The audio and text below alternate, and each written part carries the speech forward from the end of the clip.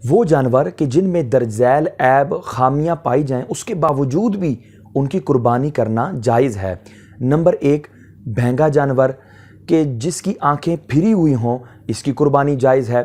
Number 2 ایسا مجنون جانور، ایسا جنون والا جانور، پاگل جانور کہ جو چرتا بھی ہو، اگر اس کا جنون اتنا ہے کہ وہ چرنا ہی بھول گیا، چرنا ہی چھوڑ گیا تو اس کی قربانی نہیں ہوگی، لیکن اگر چرتا ہے تو اس کی قربانی ہو جائے گی۔ نمبر 3 خارشی جانور کہ جس کی خارش کی وجہ سے اس کے فربا پن میں کوئی فرق نہ آیا ہو، وہ فربا ہو۔ اور نمبر 4 کہ جو خصی جانور ہو، یعنی جس کے خصیے جو ہیں وہ نکال لیے گئے ہوں تو اس کی بھی قربانی جو ہے وہ جائز ہے۔ نمبر 5 ایسا جانور کہ جس کی چکی، دم، کان یہ تہائی یعنی 1/3 یا اس سے کم کٹے ہوئے ہوں۔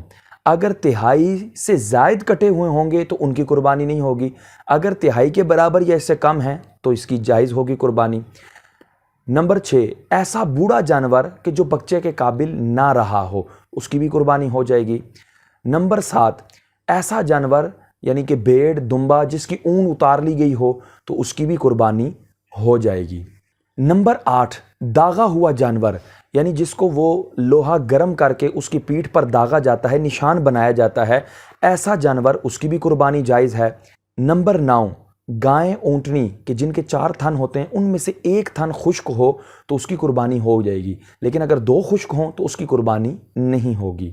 نمبر 10 ایسا لنگڑا جانور کہ جو اپنے لنگڑے پاؤں کی مدد سے چلتا ہو تو ایسے جانور کی بھی قربانی ہو جائے گی۔ نمبر 11 جس کے پیدائشی سینگ ہی نہ ہوں، جیسے آپ نے کئی جانور دیکھے ہوں گے کہ جن کے پیدائشی سینگ ہی نہیں ہوتے، ان کی بھی قربانی جائز ہے۔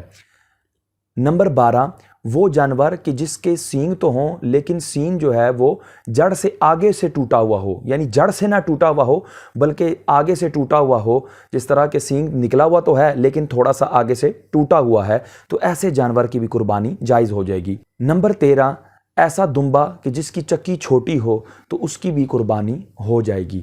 واللہ اعلم بالصواب۔